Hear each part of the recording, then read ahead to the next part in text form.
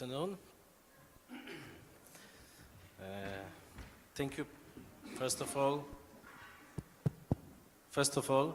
Professor Ben Israel. It's a great honor for me to host you once again in Warsaw, this time during the conference organized by the Kazimierz Puławski Foundation. Last time we met, we had an opportunity to discuss the importance of building a well-functioning and well-maintained ecosystem of cybersecurity in the case of Israel. The most important points from this dialogue we had were published in this week edition of Do Rzeczy magazine in Poland. This time I would like to focus on the relations between the actors within the ecosystem. What is especially important, what are the relations between the National Cyber Directorate, an institution in charge of whole ecosystem in Israel, and other very particular actors that are active in the cyberspace, the army, intelligence community, and law enforcement authorities.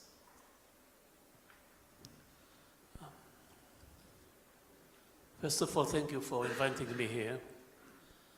And it's a little bit complicated.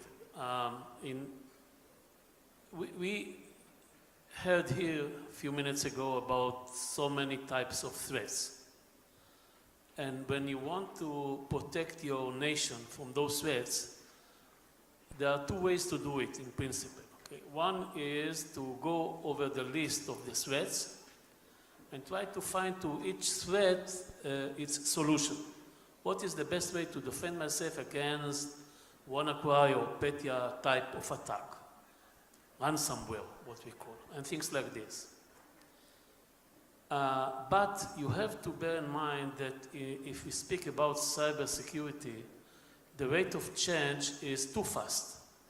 Until you research the existing threat and try to understand how to prevent it the next time, it's already obsolete. New one will come. New type of threat will come. And therefore, the way we in Israel see it, it's not really about going over a list of threats and finding solutions, but building what we call the ecosystem, building the right ecosystem that we know what to do when these unpredicted threats will emerge a year from now, 2 years from now, or 3 years from now. Generally speaking, in cybersecurity, one generation is more or less 1 year. Every year we have like 25 years in human life, one generation.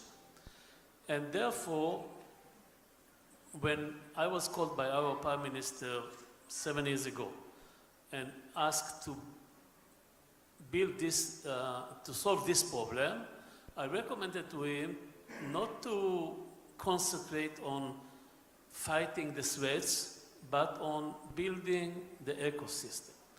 Now, unlike many other areas in which, I'm speaking now about high technology areas, in which breakthrough ideas emerge from universities, and then we have to break our head how to translate them into some application in economy or defense or things like this. Here, cybersecurity was developed only by practitioners, by people in intelligence and defense communities all over the world, not only in Israel. So we had to find a way to flow information, not the usual way from university to practitioners, but from practitioners back to the rest of the ecosystem. And this was one major problem. How do you do it? How do you transfer technology, not from university to the environment, but from some practitioners in very secret units back to the civil society? There is no way to do it. There's no way to do it because I don't believe at all in transfer of technology. The only way you can transfer technology is by transferring people, by transferring technologists. Which means that in our case, we had to encourage people serving in those units and agencies to go and have a civil life in industry, going back to academy, university. We opened in every research university in Israel, we opened a cyber research center. And the real way of doing it is by moving people, by encouraging them to go and use their mind, because the technology is here, if we speak about cyber technology. I use the mind in different environments. And the first thing, because we have never done it, something like this before, and because, so our first recommendation was to set up a new function at the Prime Minister office, and I say Prime Minister office and not other ministry, not defense, which is a natural candidate, and not economy, and not communication, and not any other ministry. Prime Minister ministry that will take care in building of this ecosystem, which should include government, military and intelligence communities, universities, industry, almost education system. We teach today in Israel cybersecurity in high schools because of this. And the function of this new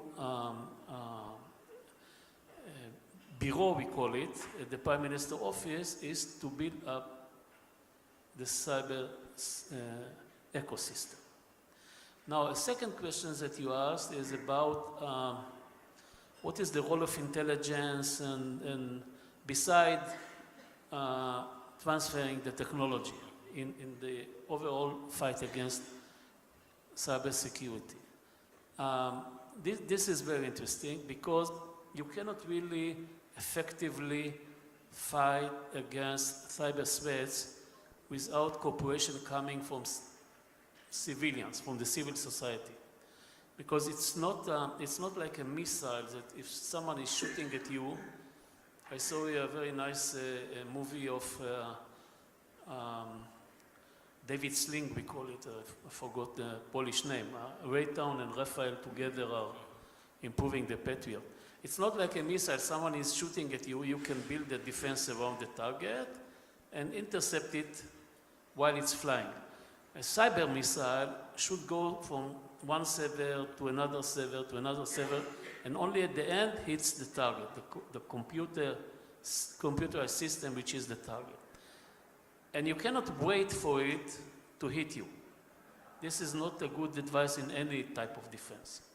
So you should go outside and catch it in its way, but you cannot do it. Because let's say you are a bank or power production facility or something like this, you are not allowed to go to computers of other people. And unless people will, and the only function that can do it is the state by itself. It's not individual business and things like this. But you should need, in a democracy, you need the consent of people. You cannot do it and hurt the privacy of people. If you need the consent of people, you need to gain their trust. So the question is how you gain the trust of people. I don't know what is the situation here in Poland, but in Israel, I can tell you people trust Google and Facebook and Twitter more than they trust their own government intelligence. So we didn't want to put this function on some intelligence agency because we thought people will not cooperate. People are very suspicious. And therefore, we built an entirely civilian, not related at all to intelligence community. We call it authority. Even the name is not agency and authority for this reason. And this authority, together with the consent of civilian sector, is fighting against the threats by catching the malware in its way. Now, and this is a very important point, it's not part of law enforcement system.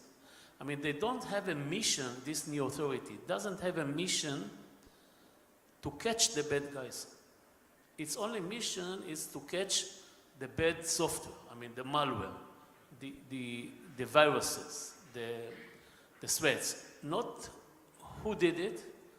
It's not their business. If there is a suspicion that it was done by some enemy or a criminal or God knows what, they should take the evidence, go to a judge and have an order from a judge if the evidence is convincing enough, and some other agency will do it. It's not their job. All of this was done in order not to tempt them, not to put them in a situation in which they will be tempted to go down to the level of the content of what is in the network. And again, the first number one principle is to gain the trust of people. They are not in charge of catching the bad guys, but only cleaning the system from malware. I thank you very much. You've mentioned this body, which is called National Cyber Authority, and I would like to ask you to explain why this institution is located directly within the Prime Minister, under the Prime Minister control, and what kind of benefits does this model give to the whole system?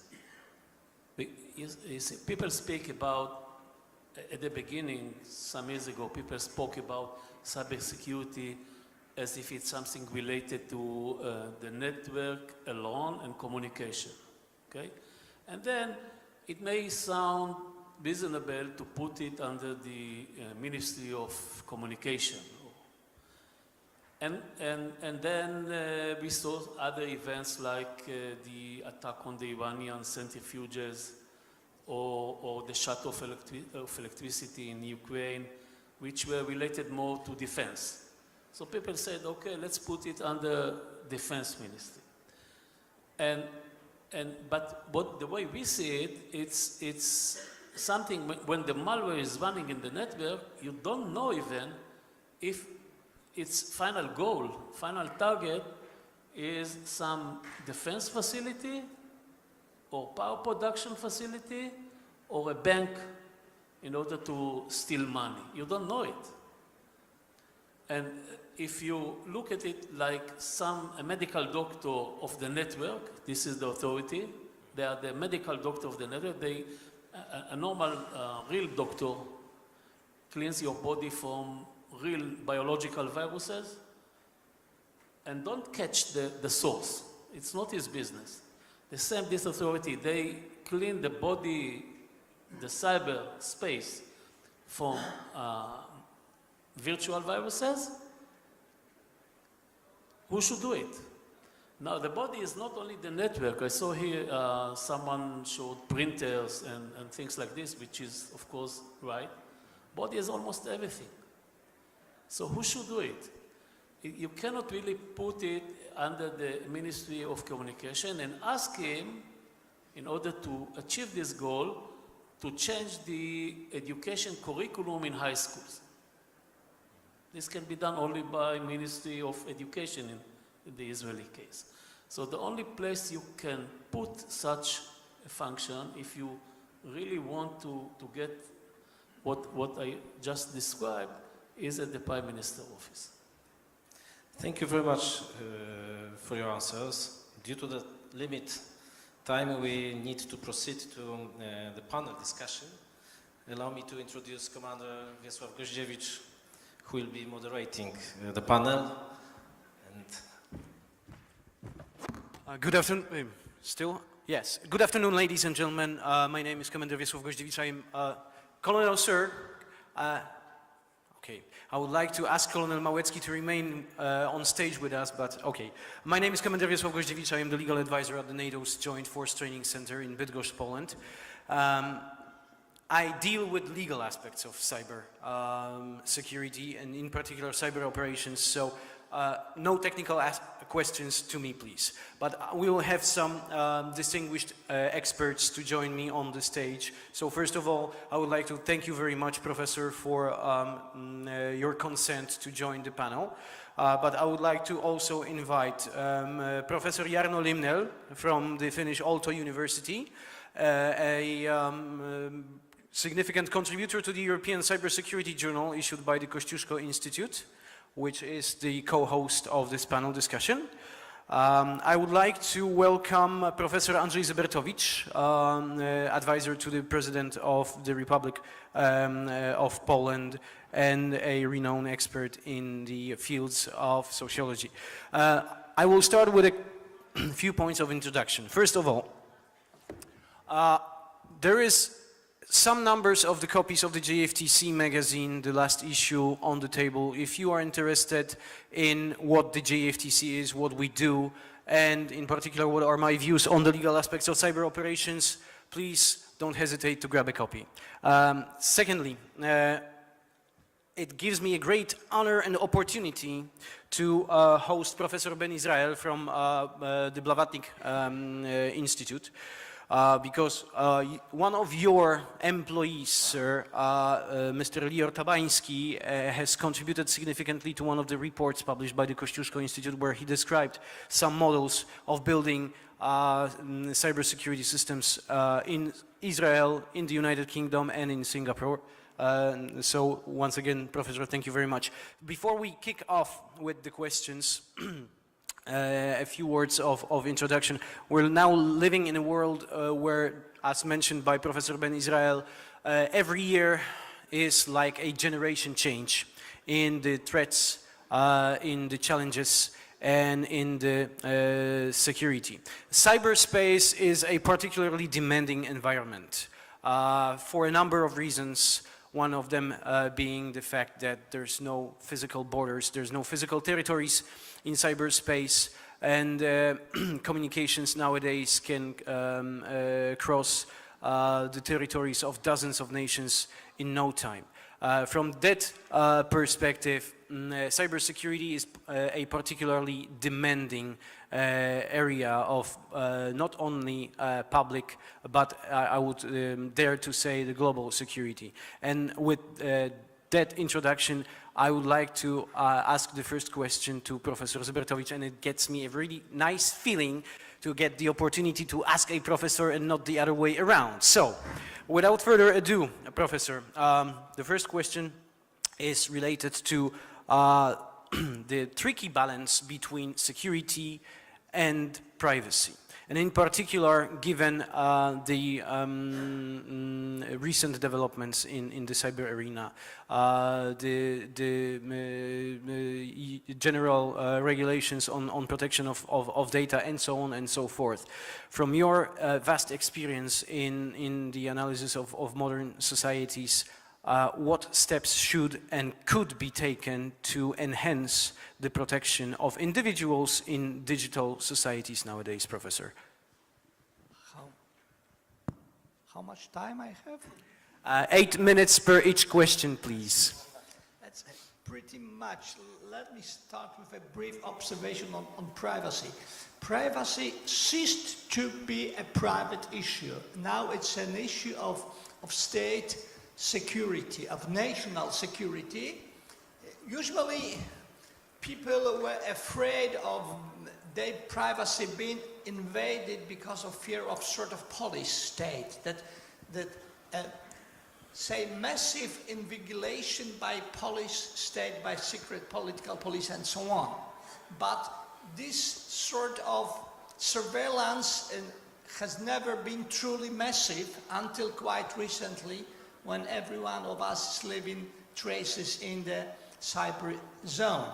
And when there are methods of sorting this information out, algorithms of building models, and the technologies of micro-targeting that can put any one of us, virtually any one of us, on a lace, on a digital lace. It means that It's not anymore problem of privacy, of human rights invasion and abuse, but it's a problem of national security for many countries, because those countries or non-state actors that possess huge databases that are run through sophisticated algorithms can model and predict behavior of huge sectors of population. But this is only a tiny issue of the whole problems. Basically, I welcome very much the attitude of Professor Ben Israel that we need a sort of ecosystem. And it's a good direction, but I don't think that's enough. We need a paradigm shift in our understanding of what's going on in the digital world. And in order to avoid too much elaboration, I deliver a number of paradoxes which we are witnessing now, and then I offered also briefly few recommendations. First, we have hyperconnectivity, which brings instability. Then we have high flow of information, which brings disorientation. We have democratic openness, which brought high vulnerability of democracies to autocratic tricks and attacks. And another paradox is that creativity and innovation, which was made possible and instigated by liberal democracies, established situation in which the very fundamentals of democratic systems can be undermined. It means that creativity, when it overcomes a certain extent, reduces political system that allows creativity, both political, cultural, and of course business. And one of symptoms of the processes which ruin this is that the cyber world has allowed that many marginal phenomena, marginal world outlooks, attitudes, styles of lives can expand in the digital world and can move from the margin to the core, to the mainstream, and are in position to become overwhelming in the mainstream. And what recommendations one can produce in such a predicament? First, a private recommendation: we all need to practice digital abstinence. Say after 9 p.m. no going online. We have to train our kids with practicing digital abstinence. Second, we have to regulate and certify. When the road traffic was made possible, when first cars were invented, there were no rules of the road traffic. Now there are rules of road traffic, and if you want to go on the road, or if you want to go on the air traffic, you have to use certified vehicle.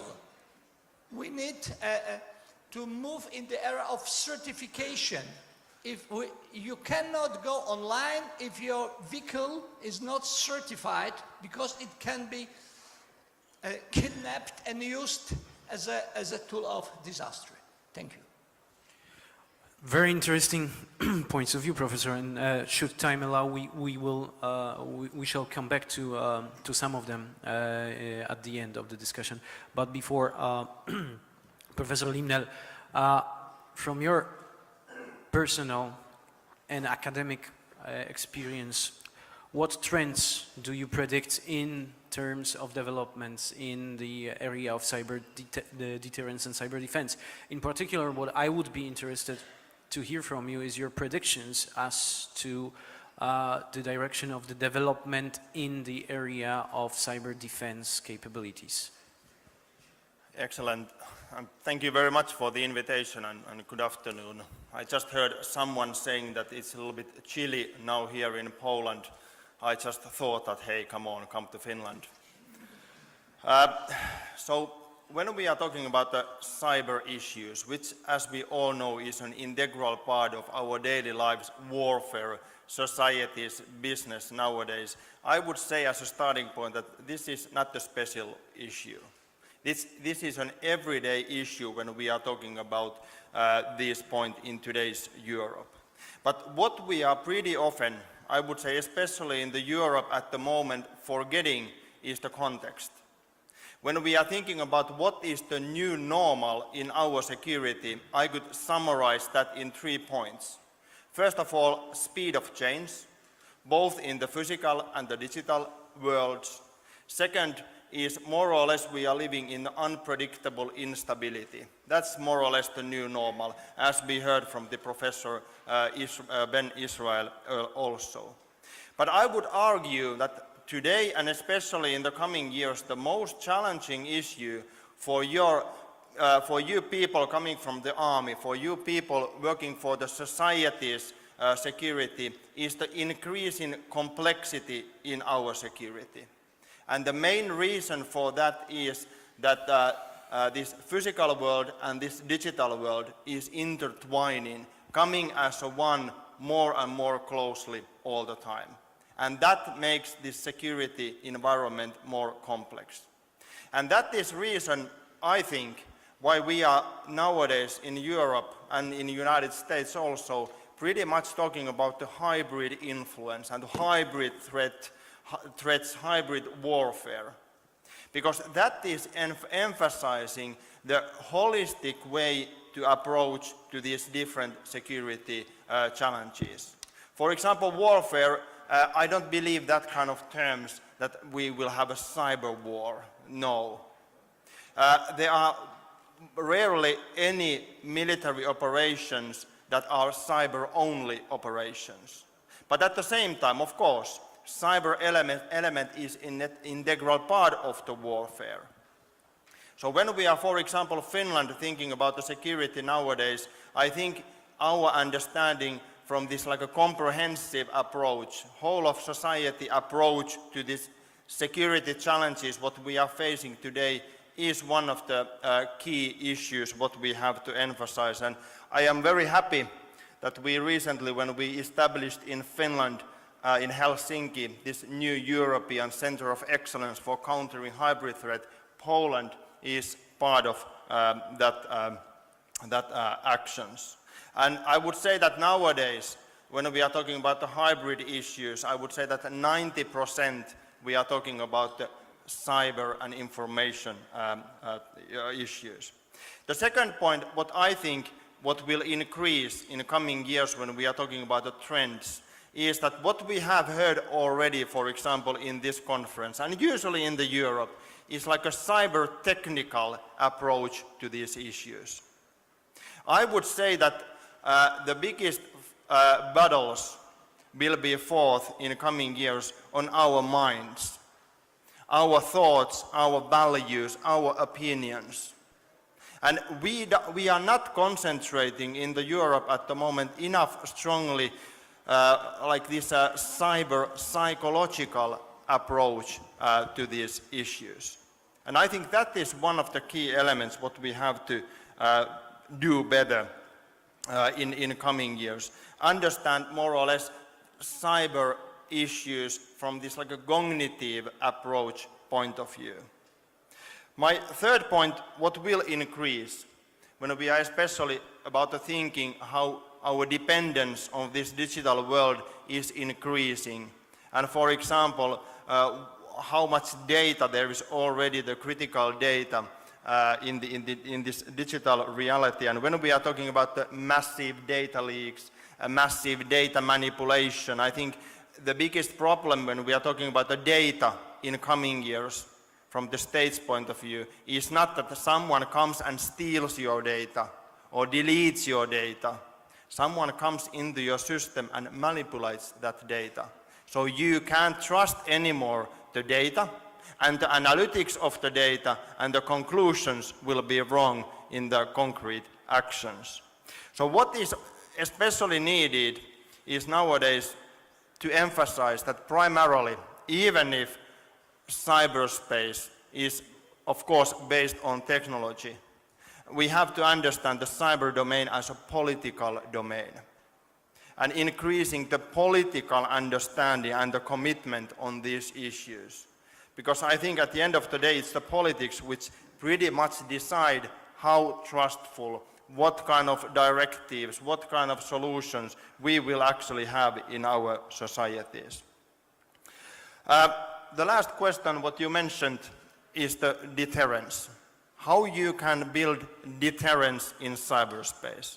And I know I have many good colleagues in the audience, and I know that we can all share the opinion that there is no clear answer for this question. This is something what, for example, the NATO's Cyber Center of Excellence in Tallinn and their researchers are thinking about pretty much at the moment.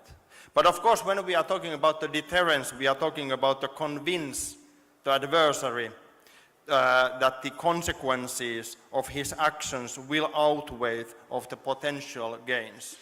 So what is needed? Of course, first of all, we have to be resilient. We have to be able to confront whatever happens.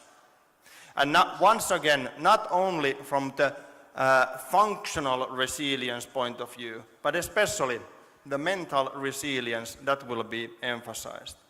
The second point is, of course, we need to know who did it. And there's a lot of talks has been during last years, the challenge of the attribution. But I would also argue that the political point of view, the attribution, the difficulty of the attribution is used also as an excuse to do nothing. The third point is that, of course, we have to have some response options. How we will respond to different kind of cyber hostilities what we are facing. They can be physical responses, digital responses, they can be overt, covert responses, and this is something what, for example, EU is working at the moment with developing the EU's cyber diplomatic toolbox. But the last point I think is the most important. We have to have political decisiveness to do something, because otherwise these are just only talks. Well, thank you very much. You've touched upon so many important topics that, you know, it's impossible to address them all, but let me please at least say that, you know, as a result of the most recent CMX, crisis management exercise held at the NATO headquarters, which, by the way, had the EU representatives invited. Some of those topics have raised interesting discussions and questions. Many of these questions are still open-ended, and in my 2 weeks ago in my engagement with Christian Mark Liefländer, we've managed to discuss some of them. Attribution, one of the key factors in particular with regards to state responsibility, but yet again, politicians tend to look at the lawyers to say, can we attribute this? The lawyer's answer is always, perhaps, but this is a political decision. Yes, I don't mean it as a form of ping pong anyway. It's just how it is. It's the politicians who make the decisions, also in NATO. But leaving that aside for a moment, Professor Ben Israel, you've talked about the cross-sectoral approach to cyber security, which I was really glad to hear. Now, we know that Israel has vast experience in building the cybersecurity sector basically from scratch. Now, if you could please share with the audience 2-3 key recommendations to a really well developed nation like Poland is, especially in terms of the quality of the programists and developers that Poland has. What would be the key areas for Poland to focus in terms of building the comprehensive cybersecurity system. Thanks, but let me, before answering your question, one remark to the issue of deterrence, if I may. Many people, I mean, deterrence is a discipline which was developed mainly in the Cold War and mainly related to nuclear weapons or non-conventional weapons. And in this case, there's no question if I want to deter someone not to use a nuclear weapon against me, the only way I can do it is by threatening with a similar weapon, with nuclear one. I cannot deter him by knives or rifles, okay? Mutually assured destruction, yes. Even without the destruction. It's not the case at all in any other field, including, of course, cybersecurity. It's like we have today a phenomena of people using cars to drive on people. So would you like to deter the terrorists by driving cars over them? It's more or less the same logic. It's really not, you don't, I suggest you don't even start to think in this way. You deter them by anything you can do in order to prevent them from doing things that you don't like them to do. Provided, of course, we will solve somehow, at least without, not in the legal side, but we will have some idea who is the origin of the attack. But let me go back now to your question.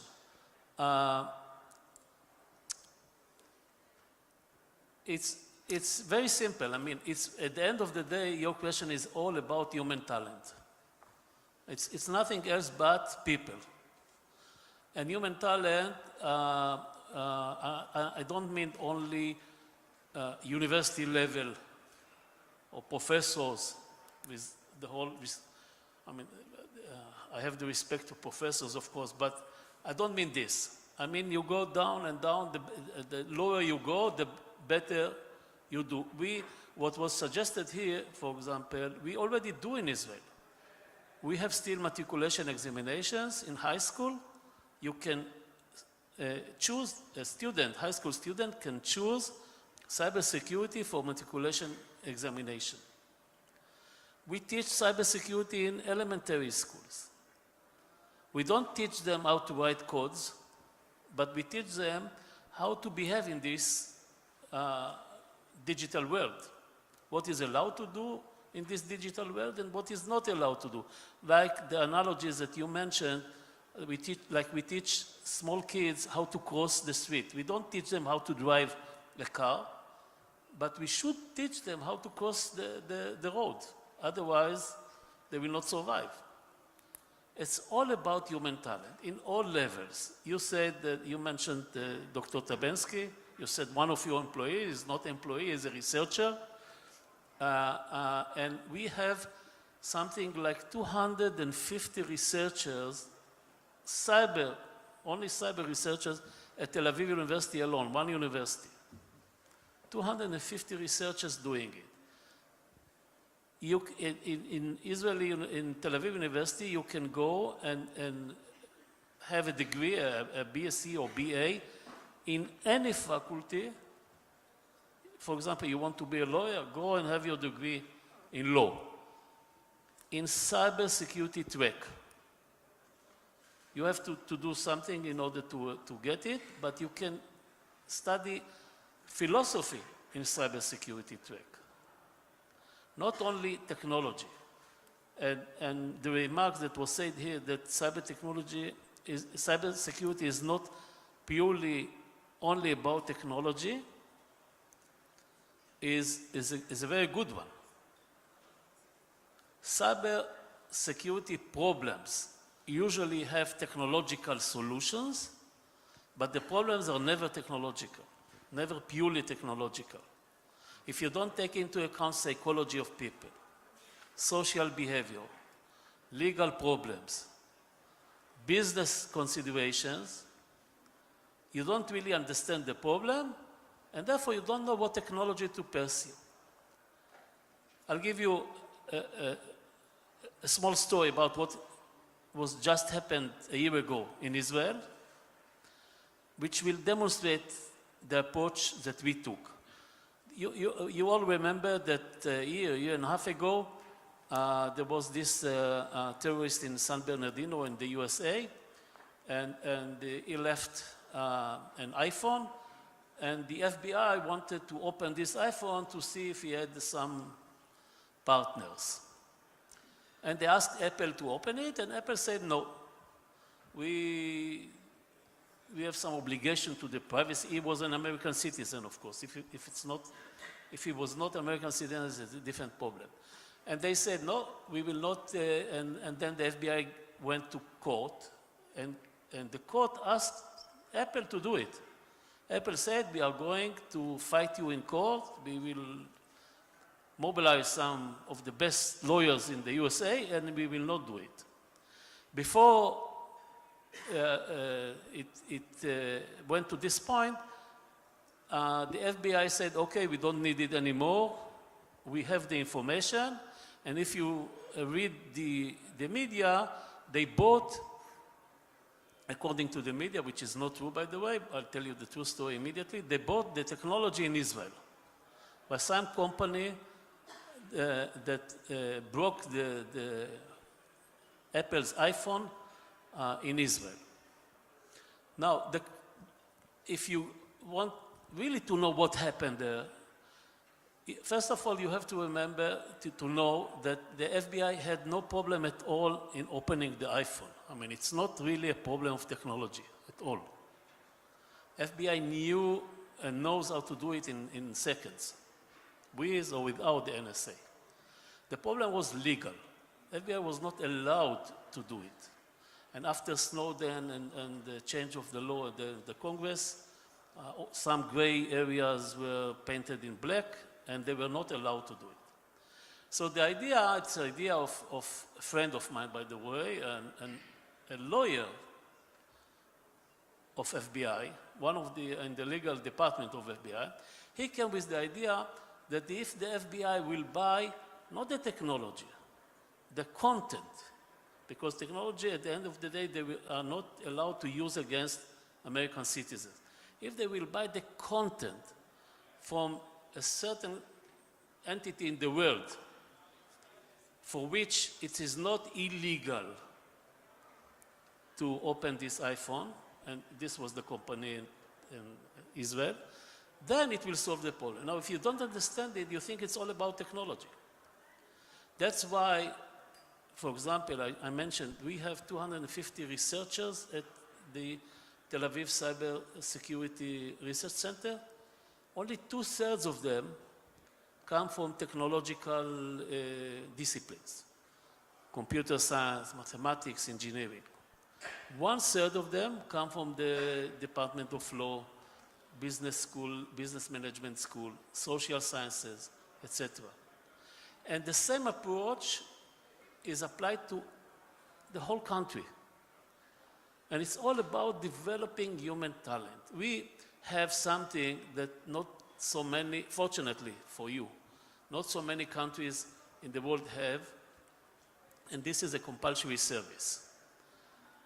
You are 18 years old, boy or girl, you have to go for 3 years, it's a long time, for compulsory service in the military.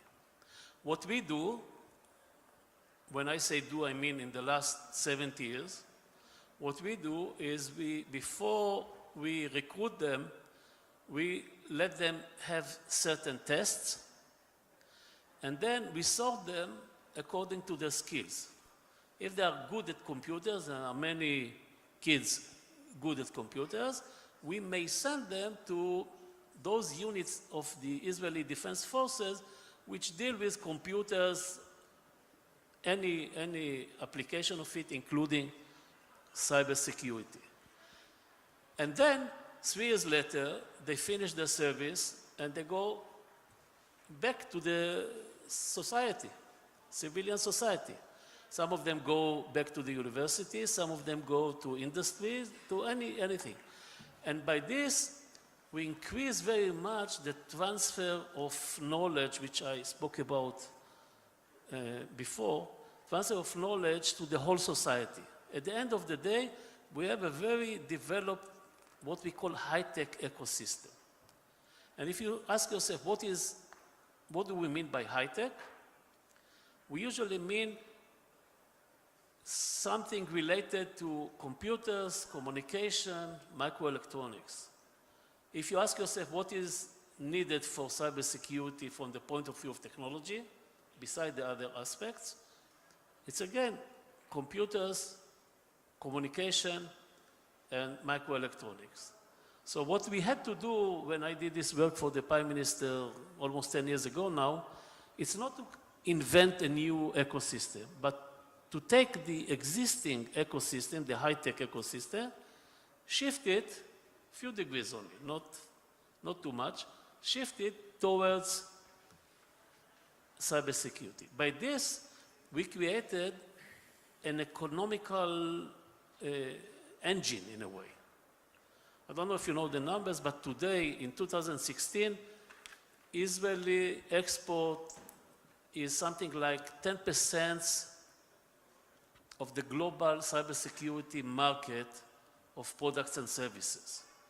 What is more impressive, it's almost 20% of the global investment, private sector investment, not government investment, in research and development of cybersecurity.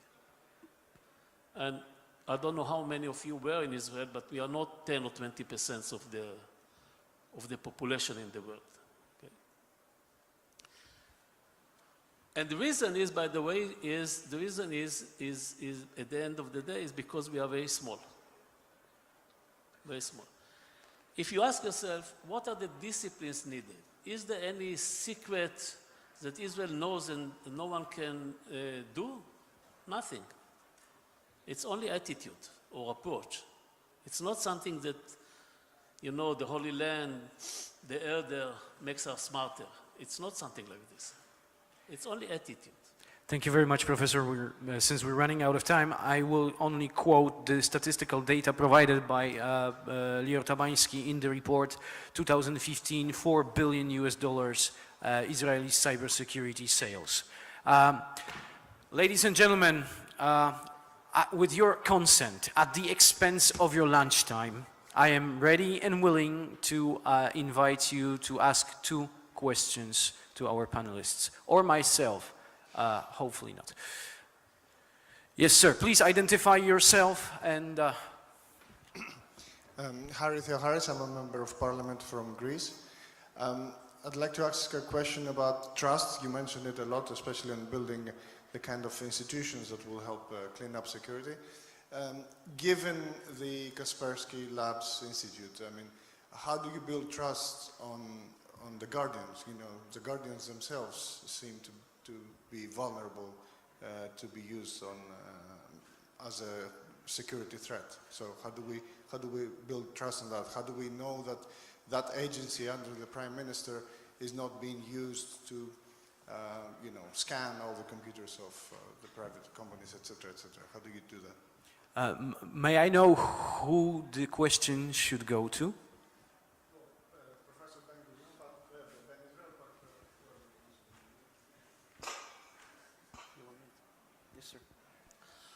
My experience, there's no way to do, I mean, there's no way you can do something and after it, people will trust the government blindly. I'm speaking now, of course, about democracies, okay? When someone is asked. What we did is 2 things. First of all, as I said, we built a certain tool, the authority, which I mentioned before, which is not part of law enforcement. It has no business in catching you. I mean, you don't have to be afraid that someone is doing something with your communication. And secondly, and this is maybe more important, we develop tools that will enable this authority to find the malware in the network without the need to go to the level of content. This is by using what we call machine learning and artificial intelligence, which has this, technically we call it anomaly detection, detecting malware by its behavior, not because you go to the level of content, analyze it, and say this is a malware, but it's a different behavior. And so if you have this technology of detecting malware by the behavior of the bits without the need to go to the level of content, and if you don't have the temptation to go to the level of content because you are not part of law enforcement, you don't have to catch the bad guys, this will cause a huge temptation. Then we believe that these two elements together will increase, it will not be 100% increase, but will increase significantly the trust of people, and it works. And we are doing it for several years. We are protecting critical infrastructure in Israel. Everyone is speaking about critical infrastructure. We are protecting it by this way nationally since 2002. It's now 15 years. It's not something that we plan to do. It's now 15 years that we are doing, and it works quite nice. It was mentioned here, WannaCry, Petya, etc. We were attacked, but no damage. Because of this system, because of the cooperation coming from civil society. Thank you very much, Professor. I'm sorry for cutting you off, but we have Professor Zebertowicz who would like to make a few comments on this topic as well. Did I understand properly that the question was how to build trust in the government? Yes? That's the way I understood it, yes. I have two comments. First comment is another paradox. It seems it's in the present ocean of disinformation, only untrustworthy tricks can build trust in governments. And the second problem is that you cannot rely on results of politicians' actions. You have to go into the content of the mind. I know it sounds bizarre, but the point is the political ecosystems seem to prefer psychopaths who, unlike some most sophisticated malware, behave very properly, but have bad intentions. And they are clever with using untrustworthy tricks, presenting them as trustworthy communications, messages. And it seems that we need a sort of deep radar that we have to take into consideration that in high business, high politics, there is a over-representation of psychopaths and standard ways of understanding, of disclosing trustful from, distinguishing trustful from not trustworthy don't work. Thank you very much, Professor. Okay, one more question. First come, first served, and I'm sorry, Dave, the lady behind you was first, so. Ruth Dar, Israeli Embassy. I just wanted to make one notation, maybe you'd want to comment on this. I think one term that was not used in this discussion is very important in the cyber sphere, is cooperation. Within a country, cooperation between various sectors, government, business, academy, which was revealed through the discussion. And the other part of cooperation is international cooperation. Since cyber has no boundaries, it's very essential, and you cannot live without it. There is no way you can tackle any kind of cyber challenge without international cooperation, so I give it to you. Couldn't agree with you more, Madam. From NATO's perspective, I can assure you that the cooperation is pretty extensive, both in terms of governmental with industry sectors or governments with academia, but also in terms of the cooperation between NATO and other international organizations, in particular the European Union. you've all probably heard about the joint NATO-EU declaration signed during the Warsaw Summit last year. But interestingly enough, before the NATO-EU joint declaration, which highlighted certain aspects of cooperation in the cyber arena or countering hybrid threats, in April 2016, there was a technical arrangement signed between the NATO's Computer Incident Response Capability, NSERC, and CERT-EU. So working level relations have been established prior to political declarations were made.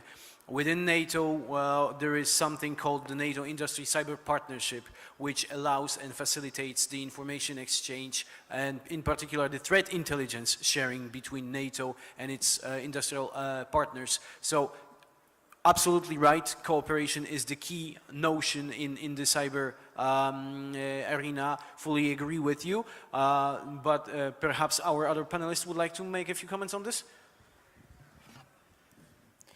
Thank you. Absolutely. I was just recently in Tallinn, and I was actually discussing these issues with the head of the states in the European Union, Angela Merkel, Emmanuel Macron, and so on. I could summarize all those discussions that we were discussing two key issues. How to increase people's trust in this technological development, and second, how to increase cooperation inside European Union. And as you said, cooperation in this field, it's not a good thing, it's a necessity, absolutely.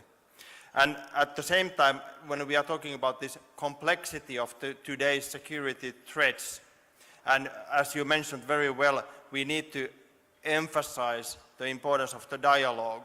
I think this hybrid center of excellence is excellent example of that, because one of the key purposes of that center is to increase dialogue between NATO and EU to deepen cooperation with these two organizations or alliances.